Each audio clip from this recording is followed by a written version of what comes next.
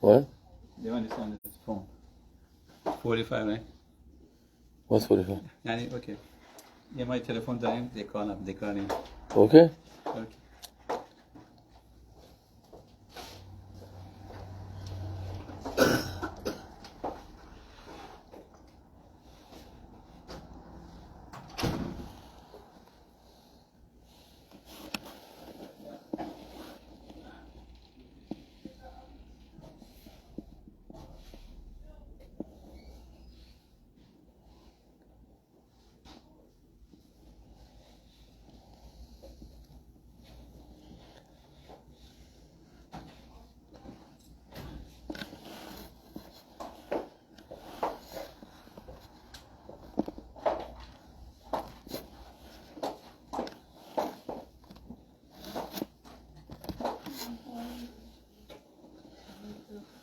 Yeah.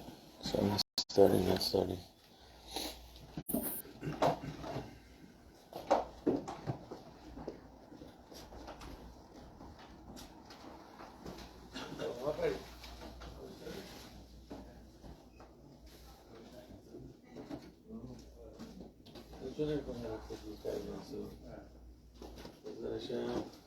One Jews of the world.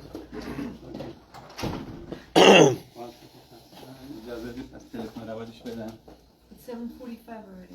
Yeah. Next thing you have to let them know. It's going to be on time. Okay.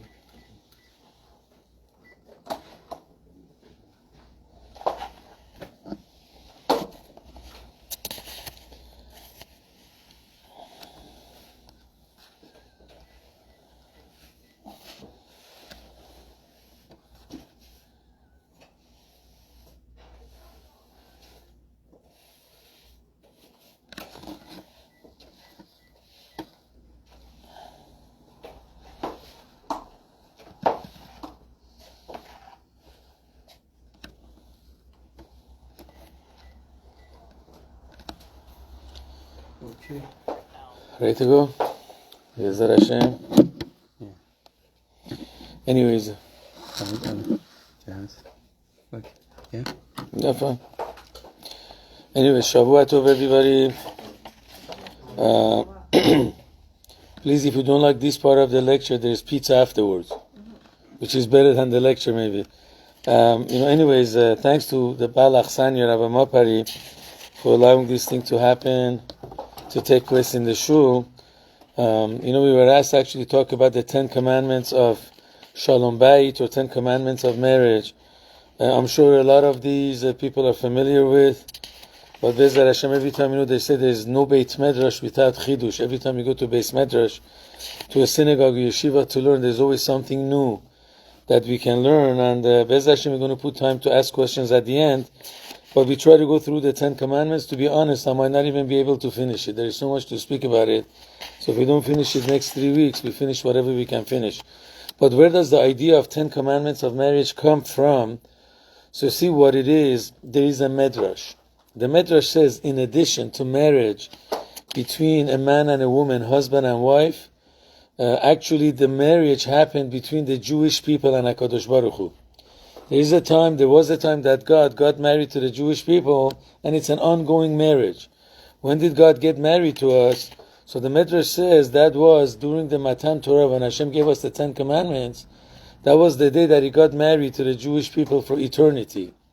And actually, if you look at it, many customs that we have at a marriage ceremony by Nisuin, Kiddushin and Nisuin, a lot of them get their source from Matan Torah, when God gave us the 10 commandments. One of the examples that we have, according to all customs, we go under a chuppah when we get married. So besides the legal and halachic reasons why we go under the chuppah, there's actually a medrash, that the pasuk says, "Vayamdu ha'am betachtit hahar." When Hashem gave the 10 commandments, the Jews stood at the slope of the mountain. So simply, tachtit hahar means the slope. But if that was a simple translation, should have said tachat hahar. How come it says tachtit? There's a yud and tav. So because of that, the Medrash says that actually the Jews were under the mountain. God uproots the mountain and he puts it on top of the head of the Jews. That's what tachtit means, under. Why would God do that? So there's many explanations given. One of the Medrashim that actually Rabbi Yaakov Kuli brings it down in Ma'am Loez, it says that was the chuppah. The Jews were under the chuppah, and HaKadosh Baruch Hu was there too. So obviously that was the first time that a chuppah happened. So that's why we have the custom of a chuppah. And I'm always afraid to teach this. I don't know about the Israeli weddings. When you go to Persian weddings, they always try to make the next wedding more expensive and more exotic than the previous one. Do you remember like 20 years ago, a chuppah was very simple. Very, very simple. No big flowers, not 6 feet tall, not 25 feet tall. These days you have to have it 20 feet tall and with all, flowers from bottom to the top to the bottom. One day somebody's going to make a chuppah like Har Sinai, like Mount Sinai, just to say that I'm copying what God did.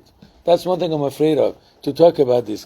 But putting all the jokes aside, that's where actually the custom of chuppah comes. Another custom, that our Ashkenazi brothers and sisters have. I'm sure if you have gone to Ashkenazi weddings, the parents bring the children with one hand, holding the kids with their hands, and in the other hand they're holding candles. You have seen that by Ashkenazi weddings. Sfarim don't have that custom. Where does this custom of holding fire, candles, come from? So one of the reasons given is because when God married to us on Har Sinai, so it says that there was Aish, there was fire on the mountain. There was a big fire there, smoke going up. So that's why they have this custom to bring the candles. Exactly why candles? Why not torches? So whether there's other reasons given too, because a man has 248 limbs and a woman has 252. The joke is ladies are more of a human being because they have more limbs than men. But anyways, if you add them up, 248 plus 252 comes out to be 500. These are the limbs that both husband and wife have. The reason why they take a candle, not any other type of a fire, because in Hebrew a candle is ner. So the numerical value, the gematria of ner is 250. When you have 2 candles, that's 500. So basically this is a prayer that the parents have, that they're praying for the children, the Chatan Kala, that their limbs, their body should always be healthy with all 500 limbs that both have. But we say again, the custom of fire was taken from Har Sinai. Also another custom that we have by many Sephardi customs, that when the Kala comes in, they blow the shofar. Even the Persians are doing this custom lately. Now what's the reason that you have to have this blowing of the shofar? Again, the Torah says, V'kol shofar chazak meod. There was a big blast of shofar on Har Sinai. So obviously because of that, we do the blowing of the shofar under the chuppah too when the kala comes in. But again, we see many, many customs, even more than this. These are just a couple examples, that many things that happen under the chuppah is actually a replay of what happened on Har Sinai. Now every marriage obviously has a ketubah, marriage contract. So where is the marriage contract that's between us and God? So the Medrash says the marriage contract are the 10 commandments. Which over there God says what our obligation is. And then he says if Jews keep their obligations, the 10 commandments, so then God is going to provide whatever we need. So that's why this course is called the 10 commandments of marriage, because if the 10 commandments are actually the ketubah, the marriage contract between God and us, it must have very valuable lessons how to have, a better marital life. So Be'ezer Hashem, we're going to start the journey. We go through the 10 commandments one by one, and we try to explain how we could use them to make our lives, obviously, a lot better, Be'ezer Hashem. Anyway, so let's just go a little bit further. The first commandment is, Anochi Hashem Elokecha. I'm your God. Right? So now we know in Hebrew there is 2 terminologies for I. Maybe there is more, but there's at least 2 that we know. One is Ani, and the other word is Anochi. The common word which is used is Ani. In the Torah, you usually find Ani. Sometimes you find Anochi. Why? They both mean I. But why did God introduce himself with the word Anochi, Anochi Hashem Elokecha? Why didn't Hashem say Ani Hashem Elokecha? So we're going to learn actually 2 explanations, but the first one is the simpler one. There's a big difference between Ani and Anochi. When I say Ani, that doesn't exclude anybody else. If I say, for example, Ani, I am a resident of Tarzana or Encino, it doesn't mean I'm the only resident.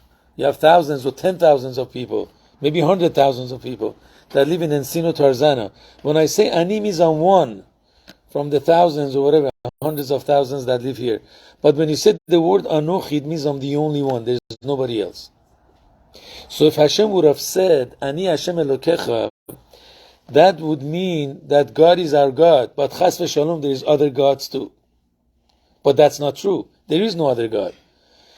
It's not that there is other gods also, but then Hashem says, I'm your God because I took you out of Mitzrayim. There is no other power. There's only one God. That's why he said, Anochi Hashem Elokecha, I'm the only God, nobody else. That's what the word Anochi was used based on this. So what does this teach us in Chaye Nisuin when it comes to marriage life? You see, what happens is we all hope that we're going to marry our soulmates. How do we know who our soulmate is? $1 million question, right? Not only that, many times we feel, wow, I found my soulmate. This is the girl or the boy I was looking for. And then they go out for a few months, and then suddenly something happens, something comes out of the closet, that boom, we see we can't get married. So obviously that shows that we are not soul sensitive. If I'm sensitive to see who my other half is, who my soulmate is, I shouldn't make such a mistake. If mistakes happen, that means I don't have that sensitivity to find out who my soulmate is. So how do I know if I married my soulmate? So the basic answer is we really don't know until we go under the chuppah. The moment I go under the chuppah, I have to believe that I married my soulmate. That's what Anochi teaches me. That you know what? God makes no mistakes.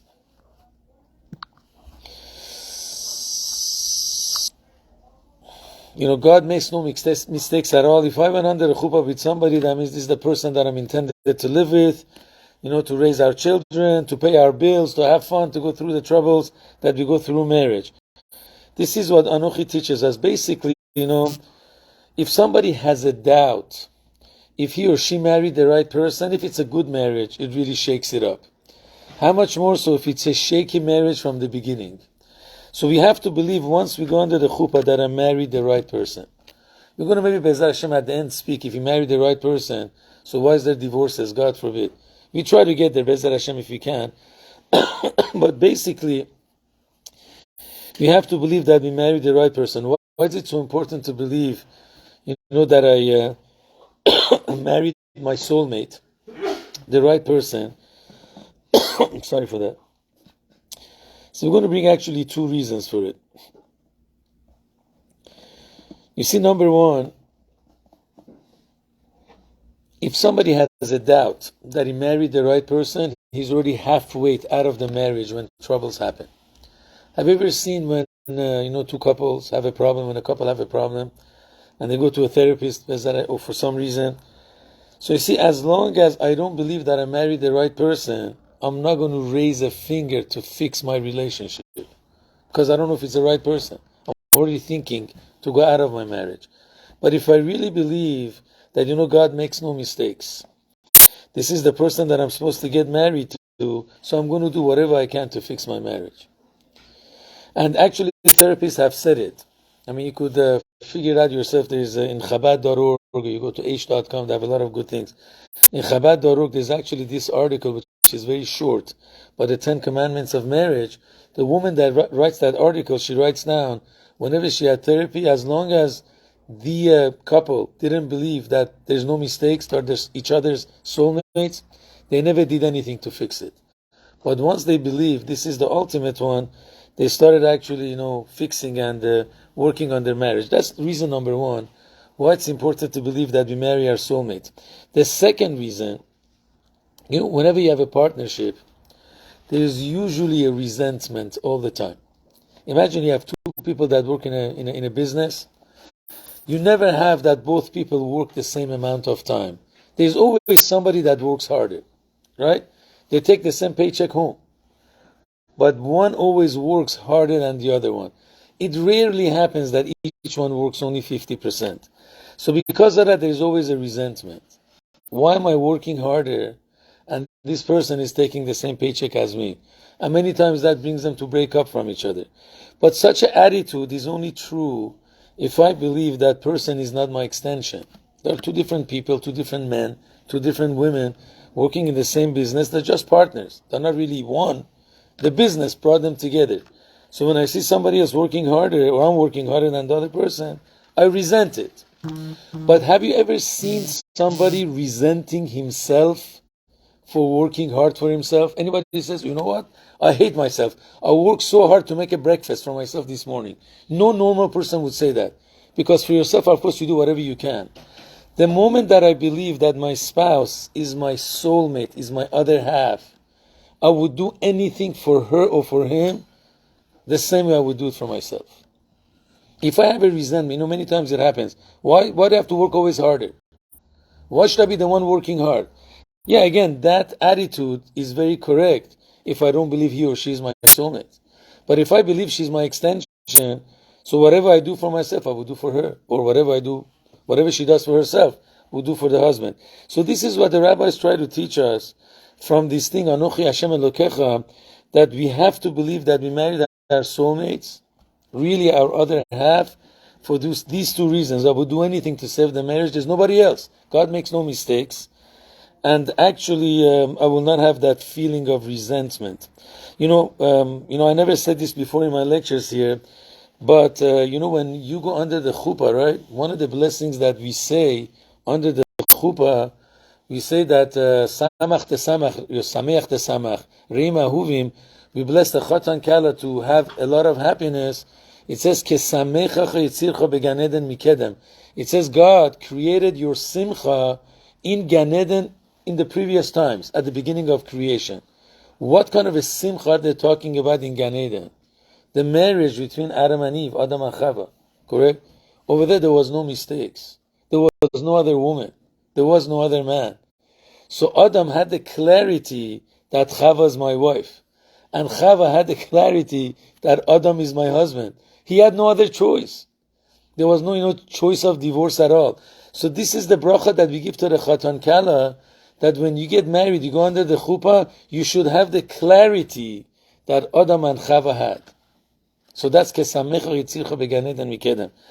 So obviously, again, this bracha is also teaching us, when you go under the chuppah, you got to believe and have the clarity of Adam and Chava that there's no mistakes, you're made for each other. I'm going to share one story that actually happened with one of the big speakers. She goes all over the world, and she gives lectures about Shalom Bayit. So, the story that she had, it was a woman, by the way. When she got married, she was traditional. Like, most of Jews, talking, from Middle East, going back 50, 60 years ago. And then later on, she lived in Italy. Later on, she met Chabad. And then she became super religious. But her husband was not religious. Wasn't used to this. Hey, I didn't marry you. I married you as a traditional person. Don't become too religious. And then later on, when they moved to New York, she actually became one of those big Hasidim of the Lubavitcher Rebbe, that every Sunday would take hundreds of women and men by buses to go get dollars for a blessing. So that brought a very big, friction between the husband and wife, and he started disrespecting her. You're not my wife, you're the rabbi's wife, you're the Lubavitch Rebbe's wife. And actually, this disrespect wasn't only between them. He started disrespecting her in front of the children. So obviously, we're going to see later on that we can't disrespect our wife or our husbands, even if they're not in front of the children. But in front of the children, definitely it's a no-no. I don't think there's any reason to explain it, but basically, if the kids see that the parents don't get along, they might have problems in the future getting married themselves. It definitely causes a lot of problems. So anyways, this lady couldn't take it anymore. The husband is putting her down. So she wrote a letter to the Lubavitch Rebbe asking, I'm still young. I don't know how old she was. Maybe she was in her young 40s, in late 30s. This is going back many years. Right now she's a great grandma, Baruch Hashem. But at that time, I don't know how old she was. So she asked the Rebbe, would you give me permission to get a divorce from my husband? And maybe I'm going to find, another man to have a better life. So I actually saw the answer that the Rebbe's secretary wrote. The Rebbe didn't personally answer, but the secretary wrote it. I think the Rebbe verbally answered it. There were 3 answers given why the Rebbe didn't agree with the divorce. We're going to discuss the first reason as the third reason, because that's what we're going to focus on. One reason he gave is, reason number 2, is children need both parents to grow healthy. So for the sake of the kids, you both have to get along. Number three, or third reason, which is number two here, he said, you go around the entire world and you talk about Shalom Bayit. You talk about people getting along, husbands and wives should get along. Imagine you get divorced from your own husband. What kind of an impact would you have on people? They're not going to believe a word you say. If you can't get along with your own spouse, doesn't really make sense. But the main reason which the Rebbe discussed is that when you go under the chuppah, after you put the ring in the hands of the spouse, there are 7 blessings which are said. Right, the Sheva Brachot. We know there is a klal in halacha. Whenever you have a doubt to make a bracha or not, you don't make a bracha, right? Safek brachot lahakel. For example, if I, let's say, drank a cup of coffee, cup of water, I don't know if I made shahakol or not, I have no idea, but I want to continue drinking. So again, there's many ways that you could fix it up, but in simple terms, if somebody can't fix it up, he's allowed to drink, but without making a new bracha. Because if he made a bracha and he said God's name, he's saying God's name in vain. Bracha levatala. Please forgive my Ashkenazi accent. So at any rate, the question is, again, if somebody goes under the chuppah, if there is any doubt that they are soulmates, so then this bracha shouldn't be made. The fact that these 7 blessings were instituted by the rabbis to be said under every chuppah, that tells us that God gave his 7 stamps, 7 times, that a husband and wife are made for each other. So how could I tell you to get divorced? I can't tell you to get divorced. So it says, don't talk to me about divorce until your last kid gets married. Alright? Last child got married after 1994. The Lubavitch Rebbe passed away. So she got very upset. She went on the Rebbe's grave, crying, "You told me to come to you, what's going on?" Anyways, the end of the story is that Baruch Hashem, the husband is religious, he has a small beard, he has a kippah, he puts on tefillin every day, he is Shomer Shabbat. Again, but the point that I brought this story is that we see again the outlook, and again, this I don't think this is the outlook of the Lubavitch Rebbe only. I've heard it from many people repeating it, and I don't think they heard it from the Rebbe. They probably heard it from many of the Gedolei Israel, that when you go under the chuppah, these 7 blessings are actually a stamp of God that he agrees to this marriage. So therefore, we have to believe that we married our soulmate. Just adding another part, it's not an easy thing. Sometimes it's difficult to be married to the person we are married to. So before we go to what, actually the Torah teaches us, there's a very beautiful example, might sound weird. And that is the example, Rabbi Friedman brings it many times, our man is Friedman. So it says, imagine, I'm going to pick on this guy in the front, because you're closest to me. I hope you don't mind. Imagine God comes to you, and he says, there is this girl who's my only daughter.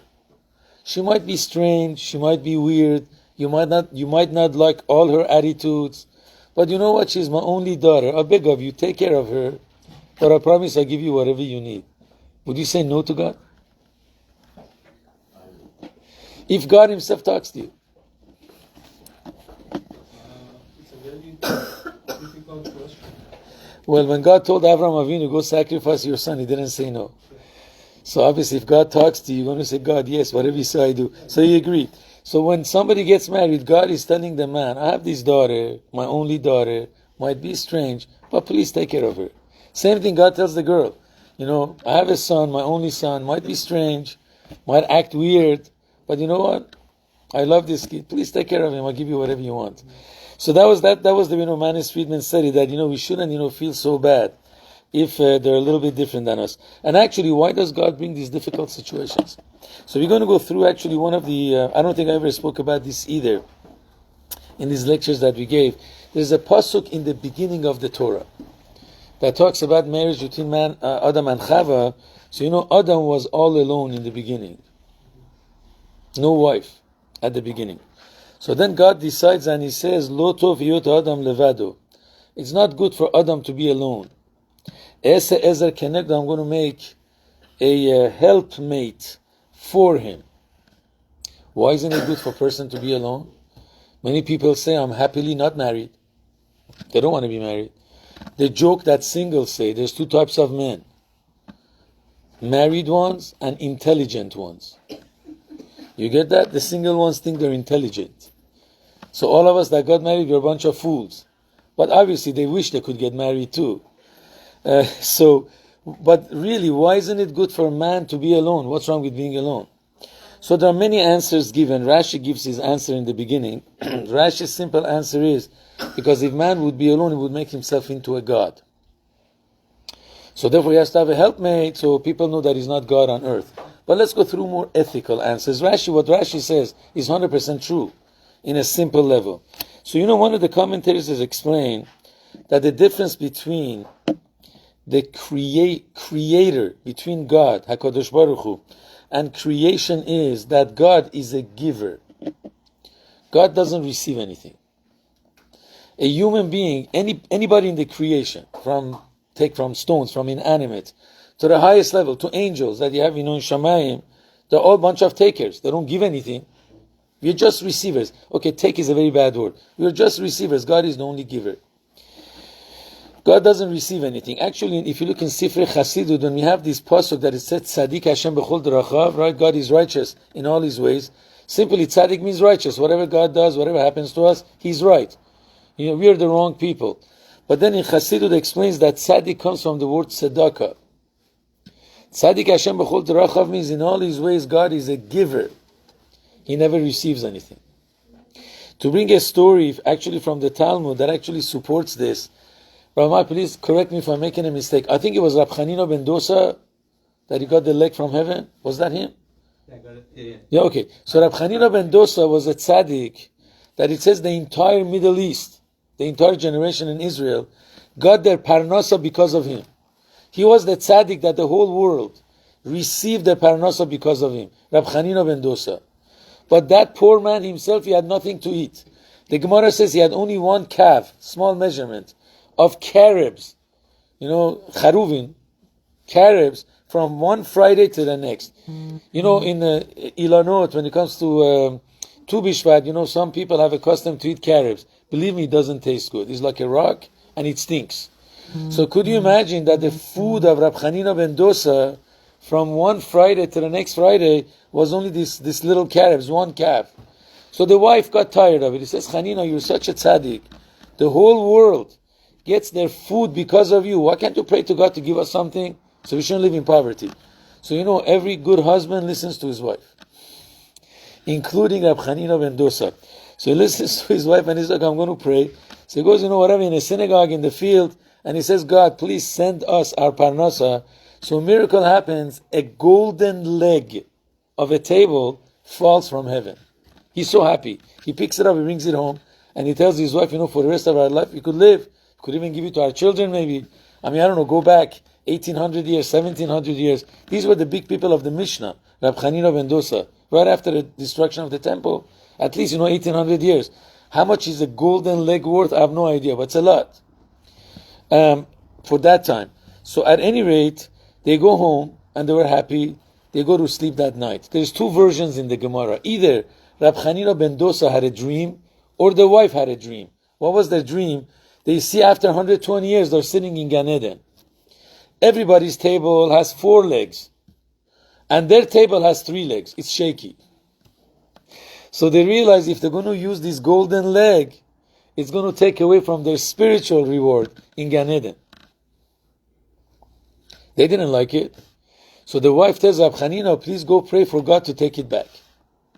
So Rab Chanina goes and prays and he says, God, thank you for giving it to us, but no thanks, we don't want it. Can you please take it back? So the Gemara says the hand came from heaven and picked up the table, the leg. So the Gemara says, which miracle do you think is bigger? That the fact that the leg came down or God took the leg?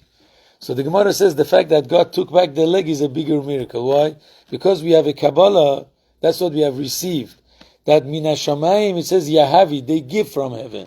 The heaven always gives, God gives, but God never takes. And here a miracle happened that God took it. So again, it's a bigger miracle when God takes something. But anyways, that's the difference between a creation and the creator. God is a giver, we're only a receiver. Now let's look at parents and children. Children are usually receivers. They never give anything. Many times they only come to the parents when they need some money. Rabbi Kin one time was speaking, or maybe it was Rabbi, I don't know if it was Rabbi Kin or it was Rabbi Zamir Cohen. Yeah, I think it was Rabbi Zamir Cohen. He says sometimes kids feel that the parents are Kaspomat, ATM machines. They only come to them whenever they need money. The best ATM are the parents, endless kindness to the children. Anyway, so we always want, Mommy, give this to me, Daddy, give this to me, but we are not really givers. Even though we might do some chesed projects, right? We could do things that we give to people, but that's not as a 24/7 lifestyle. If let's say one day you're not in a mood of, dealing with your friend, I'm not in your mood today. Sorry, I'm not going to give anything. I just want to take care of myself. But once we get married, we can't be receivers anymore. You don't find any normal parent telling his kid, you know what, today I'm not in your mood. I'm not going to take care of you. I'm going to tell my wife, I'm not in your mood. Go to somebody else's house. Come back in a week when I'm in your mood. Nobody says that. So when we get married, actually we become givers. And that's how we resemble HaKadosh Baruch Hu. If you look in the book of Ramak, Rav Moshe Cordovero, he has most of his books are Kabbalistic. But if you look in Tomer Dvora, which is in the first section, he has 13 chapters. He writes there that the whole purpose of creation is to emulate God, to become like God. And he discusses the 13 attributes, the Yud Gimel Midot HaRachamim that Hashem has, how we could actually, implant it or put it in ourselves to become godly. The whole purpose of creation is to become godly. So the institution of marriage was for a person to become godly, to be a giver, not to be a receiver. Isn't this the opposite of today's mentality? What do I get from this marriage? What do you have to offer to me? Became business, unfortunately. But again, I'm not saying you don't receive, but the reason of marriage has to be a giver, and of course you're going to receive afterwards. So if you're going to say, why go through the hassle or through the trouble, for getting married, there's so many obstacles. But again, this is one of the challenges that God gives us to become givers. We actually become like God Himself. At least in this aspect that we give. That's why the institution of marriage actually did happen. That these are basically, we went through the first half of the 10 Commandments. Anochi Hashem Elokecha. Why did God say Anochi, I'm your God? Because He's the only one. There's no other gods. Once you go under the chuppah, there is no other soulmate for you. Don't even start thinking that way. Why are the divorces? Honestly, this is not, the scope. We're here to talk about marriage, not divorce.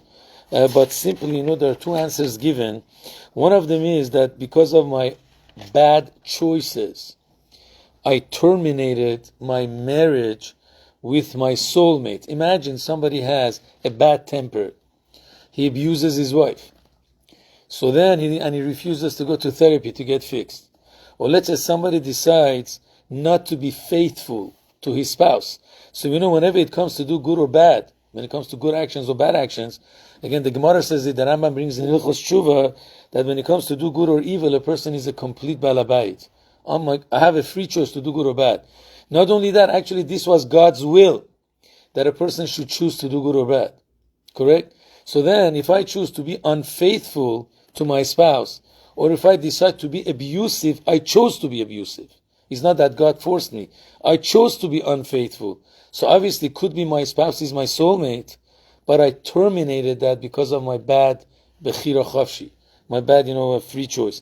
Another reason that actually Ben Ish Chai brings down, if you look in Masechta Sota, I'm sure a lot of people say too, but right in the beginning it says, sometimes, not usually, we marry not our soulmate because of something that happened in the previous life.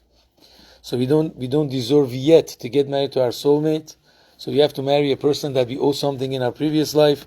Once we fix it up, then we get to our soulmate. So based on that, how could we make the 7 blessings under the chuppah? I don't know exactly what the answer to that is. But again, mostly we do marry our soulmates. Sometimes because of what happened in the previous life. So we marry a person who's not our soulmate, we just have to get even with them. There's actually a very long story of the Arizal about it, but I'm not going to get into this right now, because I think it's going to be a distraction from the main thing that we're learning tonight. Anyways, if there's any questions, please do ask me before we go to the second part of Anuchi. It's going to be a lot of fun, second part. A lot of laughing, I hope. But serious stuff. If you have any questions, please ask right now. No questions?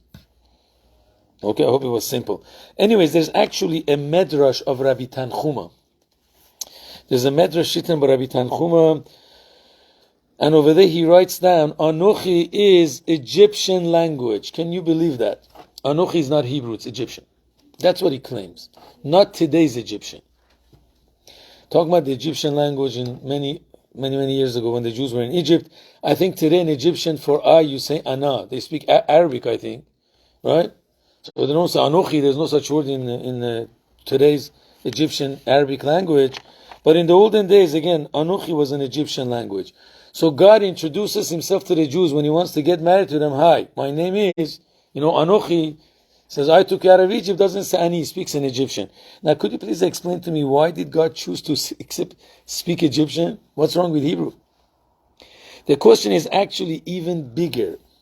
Based on the Rambam, in Moreh Nevuchim, the Maimonides writes down, why is Hebrew called Lashon HaKodesh? Holy language? What's so holy about Hebrew? Why is it more holy than Spanish? Maybe French is holy. I don't know. Why is Hebrew holier? So there are many answers given. So the Maimonides writes down, very interesting answer. He says in the old language of Hebrew, there is no indecent words. There's no bad words.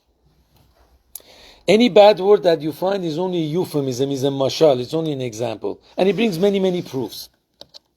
One of the things that the Rambam says, it says for the genitals in Hebrew there is no name.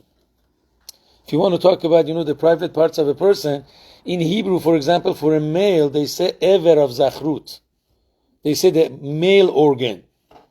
Or for the woman, they say the female organ. There's no name for it. In every language you have a name. Not only that, when a person actually goes to the bathroom, there is no word for it. I'm saying specific word. In every language you have a word. What the body rejects. But in Hebrew we call it tse'atecha. What the body rejects. There's no word for it. Also, when husband and wife are intimate, there's no word in Hebrew. S-E-X doesn't exist in Hebrew. They call it bi'ah. Bi'ah means to come or get close. Or another word is be'ila, which means to act like a spouse. There is no S-E-X word in Hebrew at all. The Rambam even goes further. He says, like these, again, sorry, we have to be a little bit clear, but I try to say it as clean as we can. These bad language that I have in Hebrew, that if you want to put somebody down, a woman, they call her a zonah. It doesn't really mean prostitute. There's no such a word in Hebrew. Zonah means somebody that deviated from the right path. And one of the proofs are that we say in Shema, it says, don't go after your eyes or after your heart, that you go astray. Doesn't mean doing prostitution. So the word is only used to say the woman went away from the proper path. So Hebrew is called holy language because there's no bad words in there. If you find any bad words in Hebrew, it's only modern Hebrew, which is not the biblical, is not the Torah Hebrew. So now actually, this makes sorry a second. This makes the question even bigger. If God is introducing himself, who's the holiest being, why would he use the Egyptian language? Use a holy language. Why use a dirty language, or a not proper language? So anyways, one of the answers that are given, actually, Rabbi Tanchuma himself answers it. He says the Jewish people were not comfortable with God. They said God is too holy for us. We lived in Egypt for so many years. He doesn't really understand us, or, he can't tolerate us. They were scared to get in such marriage with God. So God says, you know what? I'm cool. Anochi. I speak Egyptian. I'm just like you. Don't worry about it. Understand your culture. Understand exactly where you come from. I speak your language.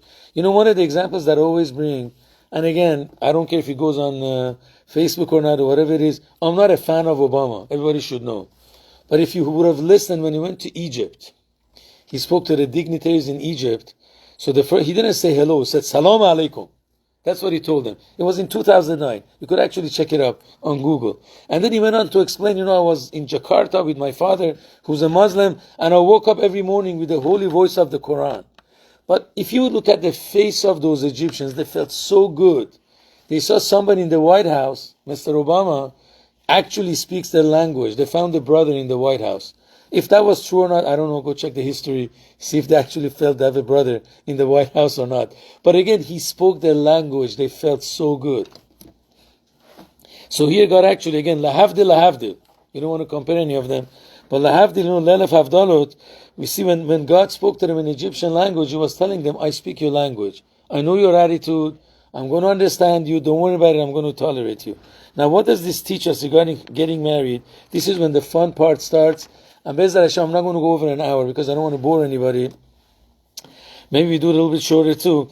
But what happens is, in married life, we have to speak the other person's language. You know, many doctors say, two people get married, right? Two different mentalities, two different habits. It's impossible that they shouldn't have any disagreements. They must have disagreements. I don't say fights. I didn't say disrespecting. No, that could happen, that no spouses disrespect each other. But disagreements will definitely happen because we are two different people. So before we get into marriage, or as soon as we get into marriage, we have to know that my husband is not like me, my wife is not like me. They have different habits, they have different language. They express themselves completely differently. What seems weird to me is very normal in the ladies' language. What's weird to the lady is very normal in the boys' language. And we have to be ready to understand that the other person is different. Then, Be'ezrat Hashem, you have a good marriage. Let's bring a couple examples, right? You might be laughing. If I make a mistake, please let me know. Whenever you want to go to a wedding, right? Except in my house. My wife is ready before me because I don't know where I put my jacket. I have to go find it. I could have 15 jackets. I don't know where they are. I'll leave one in the synagogue, one somewhere else, one in my car, one under the car's chair. So anyways, but normally people are ready to go to a wedding. The man is ready. The men are ready. But the woman has nothing to wear. Isn't that true? Ladies have nothing to wear. They never have anything to wear. So then the husband is so patient that he goes and opens up the closet. Baruch Hashem, there's 25 dresses. There is 50 pairs of shoes. You have so much to wear. He says, no, I have nothing to wear. So who's saying the truth? I think this happens in every house almost.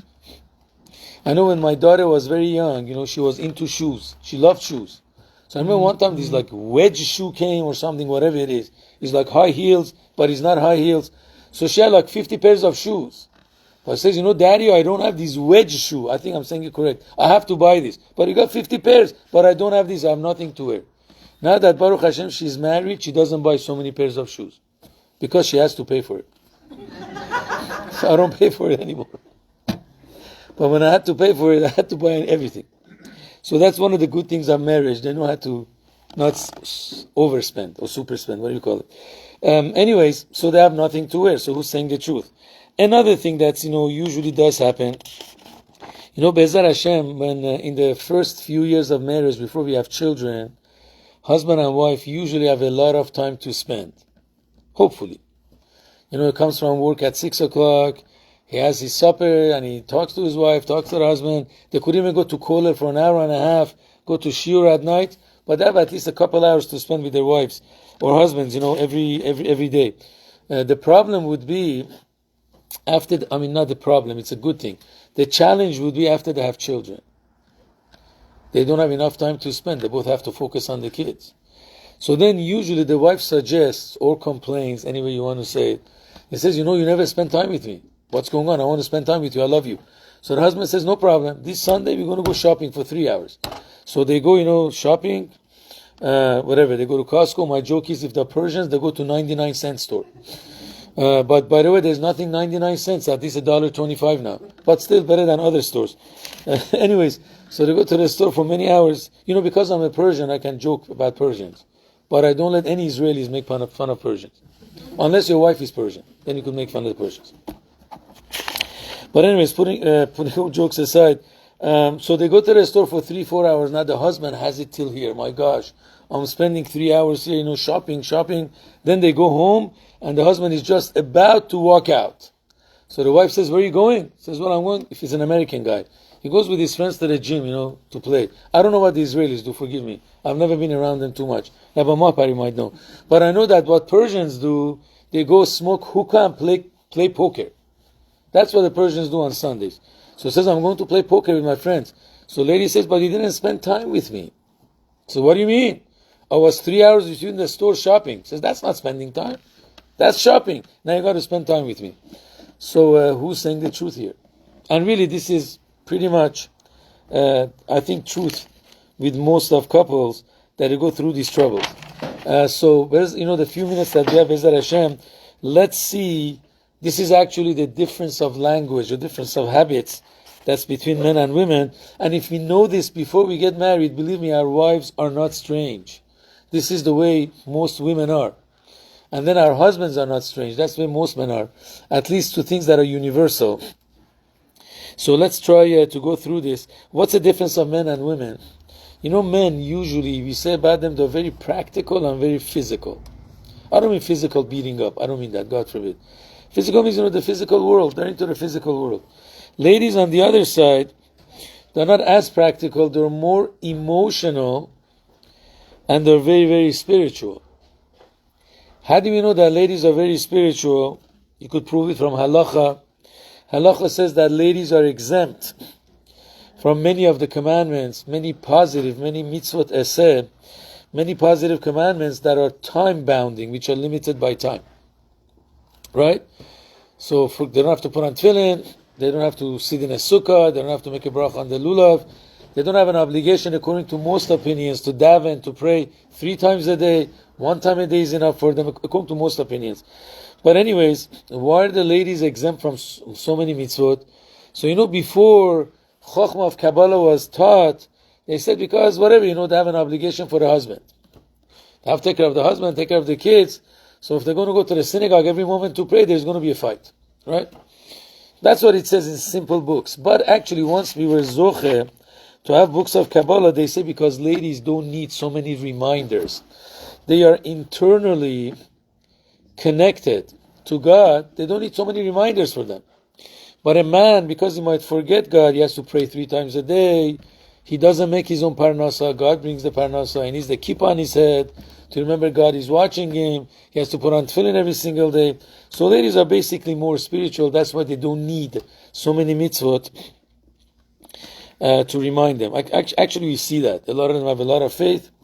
In general, you know what I'm saying? Of course, there's exceptions.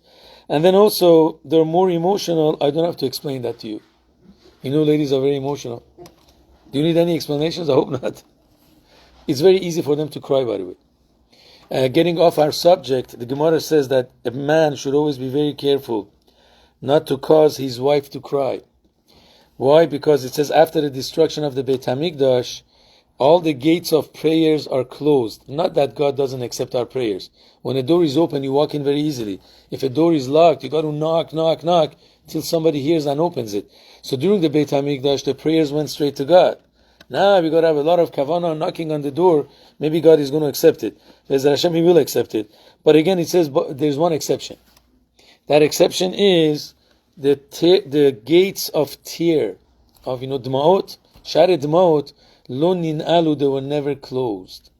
So if I make my spouse cry, and God forbid she gets too emotional, and she's going to say a negative word against the husband, it's going to happen. That's what the Gemara says. We should always be careful not to bother our wives because they're extremely emotional. And I really think that it was done by design. God on purpose made them very emotional because usually in a family, men are more disciplinarian to the kids, especially Persian fathers, right? Very controlling. Boom, boom. You know the joke they say about Persians. They already decide what they want their kids to be when they grow up. There was this young mother, walking in the street, and she had in her stroller 2 kids. So now, oh wow, what a wonderful kids you got. How old are they? Guess what the answer is? The doctor is 3 years old and the lawyer is 2 years old. God forbid they do animations. Oh my God, it's like the worst curse. They have to be lawyers and doctors. But anyways, how did I get here? I forgot.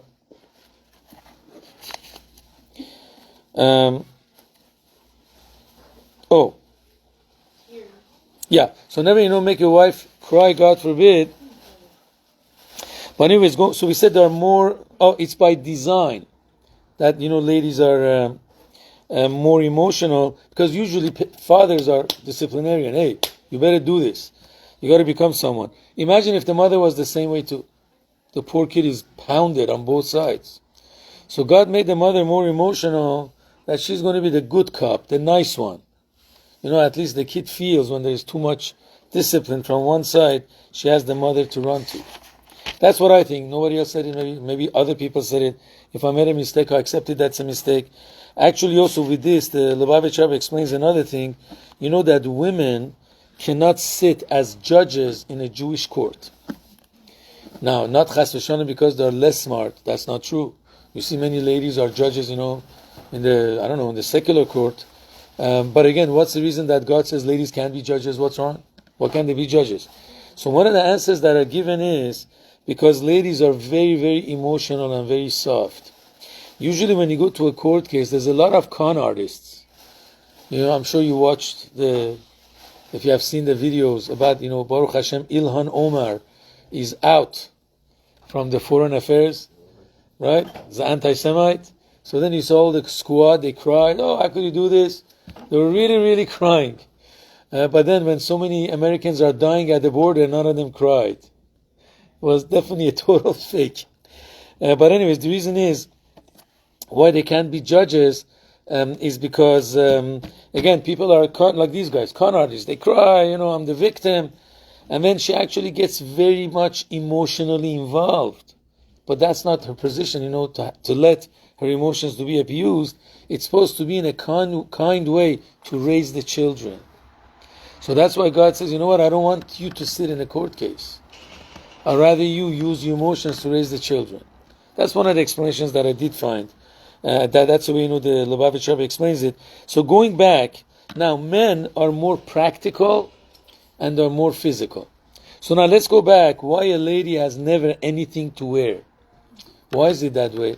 You see, us as men, we don't get dressed because we feel good in our clothing. You got to go to work, you put on your clothes. I still wear the same suit from 25 years ago. I don't care. That's a good sign. I didn't get fat. Thank God. I still fit in there. But you see what happens to women, because they're very emotional, they have to emotionally get satisfied in the clothes that they wear. They have to feel good in it, because they're emotional people. So when a lady says, I have nothing to wear, she really doesn't mean I have nothing to wear. She says, I have nothing to wear that I feel good in it. That's what she's saying. She's not strange. She's not a spender. And she's not high maintenance. This is the way women are. And actually to prove it, that actually the Torah approves of this. We talk about a lot of religious men here. The Torah says when the holiday comes, v'samachta b'chagecha, right? Now how do you become happy in your holidays? Men is very easy, right? Meat and wine. That's what the Gemara says. We ask the ladies, please, when Yom Tov comes, make steaks. If the Persians make kubide, I don't know what we make. If the Moroccans make kufte kebab, right? Or Persians, whatever, you make anything, make steaks and give them wine. But the Gemara says ladies are not meat eaters and they're not wine drinkers, at least we hope so. So how do you make your wife happy? So the Gemara says actually every holiday that comes, you got to buy them new clothing or new jewelry, but I'm going to add something based on their income. Please, if their capability or their ability is only $500, please don't go buy something for $5,000, You make it go bankrupt, it's going to get angry. But based on their ability, every holiday they have to buy either clothing. The Gemara says that in Masechta Psachim, Rabbi Mapar is Baki Beshas, he can correct me. I think it's on Psachim Daf Kuf Yutes or something. We know it from the Daf Yom, that page I don't forget, because I lecture about it a lot. Anyway, so it says you have to buy them clothing. Now hold on, you have 3 holidays, right? Now Pesach is coming, and you bought clothing for your wife or jewelry on Pesach. 7 weeks later is Shavuot. Torah says buy another one. 3 months later is Sukkot, buy another one. Thank God from Sukkot to Pesach you have 6 to 7 months. So you have time to make a little bit more money. But honestly, she just had clothes on Pesach. Can't she wait for another 5 months? But again, that's what the Torah is teaching us. A woman, the way she actually becomes happy on a holiday is she gets a new clothing. So even the Torah validates such a feeling of our wives. You can't say God makes mistakes. You can't say, even though this is an interpretation of the rabbis, you can't say the rabbis made a mistake. This is actually brought down in Halacha. The Rambam brings it down too. He says, and kids get happy, at least in the olden days, by giving them nuts and, what is the other thing? Raisins. I don't think you could give them nuts and raisins this time. You got to find that from the today's Gedolei Israel, what makes the kids happy? Maybe a computer, laptop, I don't know what you can buy them. But no more raisins these days. Maybe buy them new shoes. I don't know what they like, really. You have to ask the Gedolei Israel. But anyways, this is actually the difference between them. By the way, if you look at the book, which is called 5 Languages of Love, I think a lot of rabbis approve reading of it because it's 100% kosher. But one of the things it says that a husband actually should, what women like, one of the languages of love is buying gifts. So that's not his chidush. It's already in the Torah. That says at least 3 times a year you have to buy gifts for your wife. So don't give the credit, goes maybe figure out from his own brains.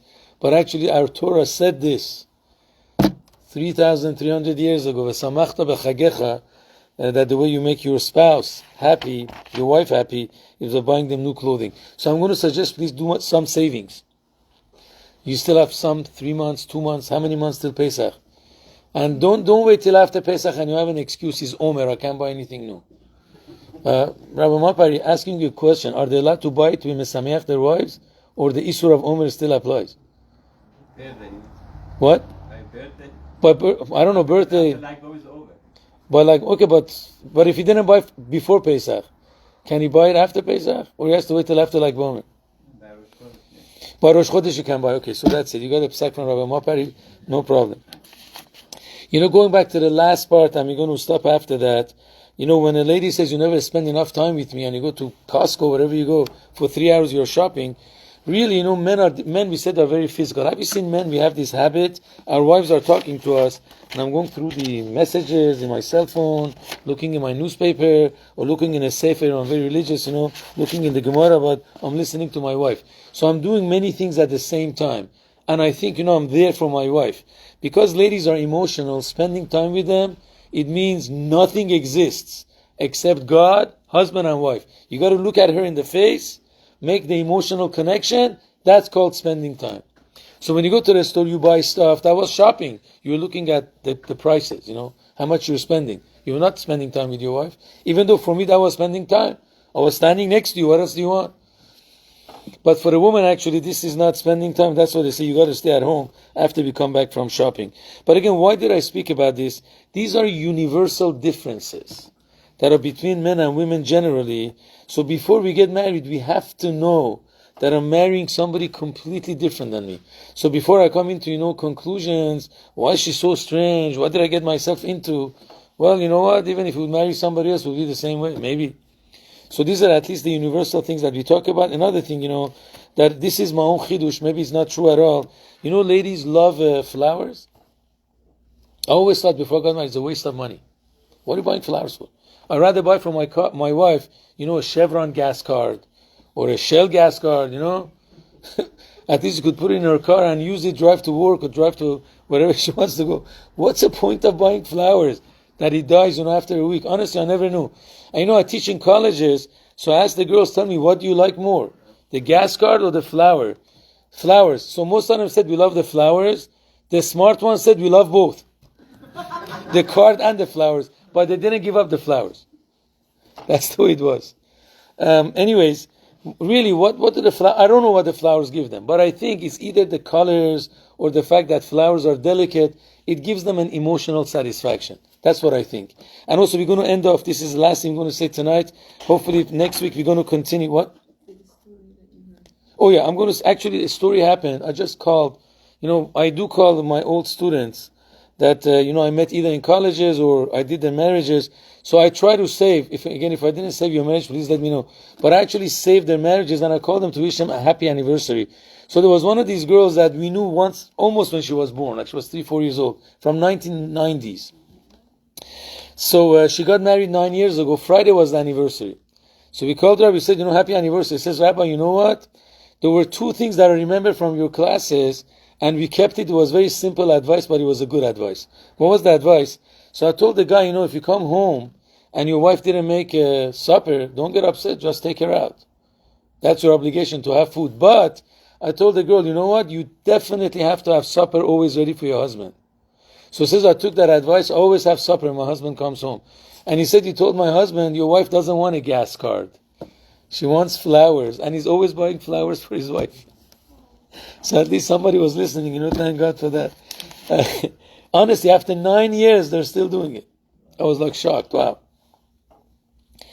Anyways, doing the last thing, there's a book written, I think, by one of the doctors, Dr. Gray, I'm not sure what the name is.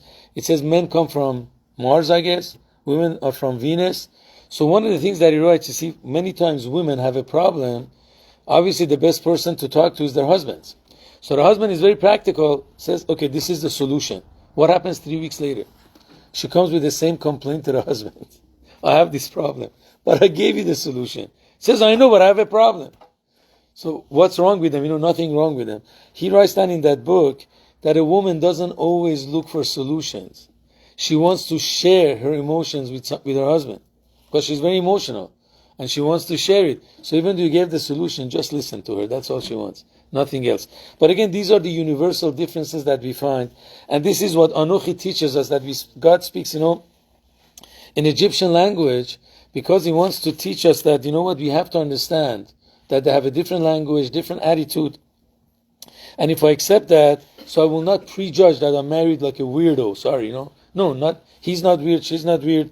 That's the way just they are. So B'ezrat Hashem, next week, we're going to talk about differences that are actually not so much universal, but it depends which family they come from. So we always say, before you judge and you say a statement that might hurt the other person's feelings, we should definitely communicate and find out exactly why he or she did this action. We're going to stop here. If you have any questions, please ask.